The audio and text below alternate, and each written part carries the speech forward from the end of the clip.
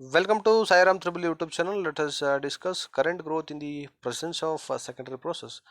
In the last class, we discussed the Townsend equation of ionization process, right?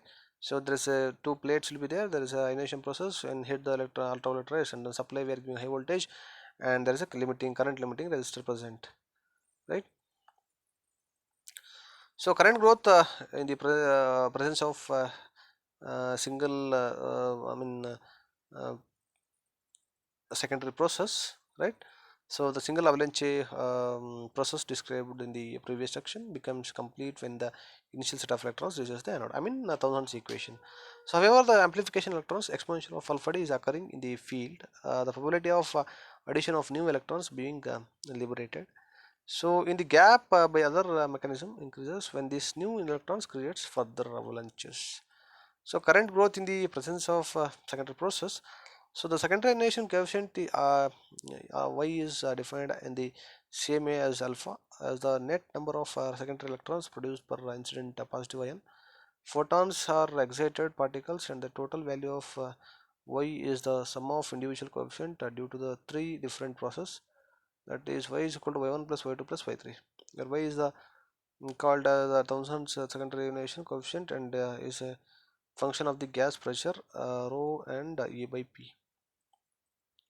So current growth in the presence of secondary process. Following Thomson's procedure for current growth, let us assume N naught is a number of is equal to number of secondary electrons produced due to the secondary Y process.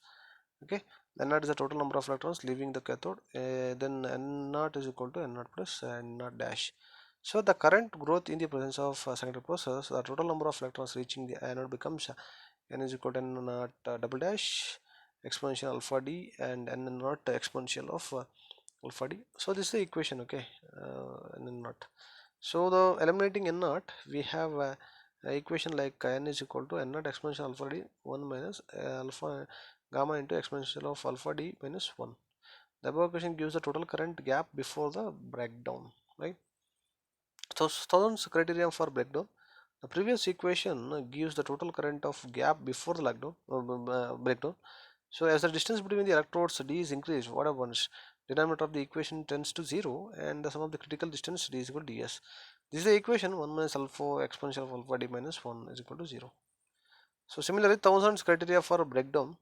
For value of d is less than ds, is approximately equal to I naught, and the external source for the supply I naught is removed. I becomes 0. If d is equal to ds, I is, tends to infinity, and the current will be limited only by the resistance of the power supply and external circuit. This condition is called as a Townsend breakdown criteria, can be written as alpha gamma into exponential of alpha d minus 1 is equal to 1.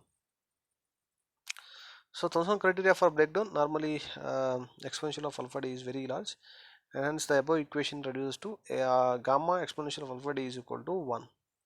So Thomson criteria for breakdown for a given gap spacing and at a given pressure, the value of voltage V, which gives the value of alpha and Y satisfying the breakdown criteria, is called as a spark breakdown voltage versus Vs, and the corresponding distance ds is called the sparking distance.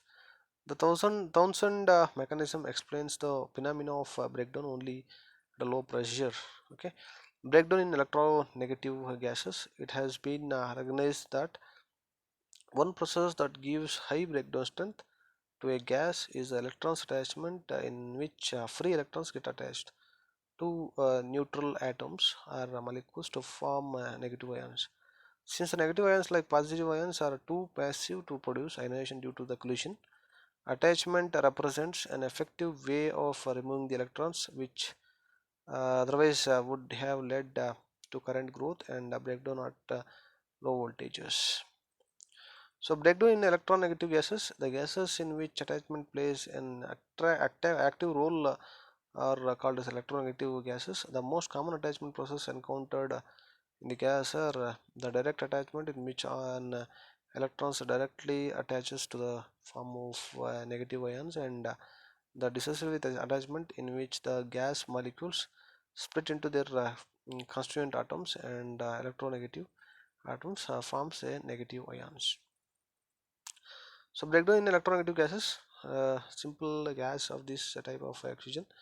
Other gases are sulfur, hexafluoride, furan, carbon dioxide, and fluorocarbons. With such a gases, the Townsend current growth equation is modified to include ionization and attachments.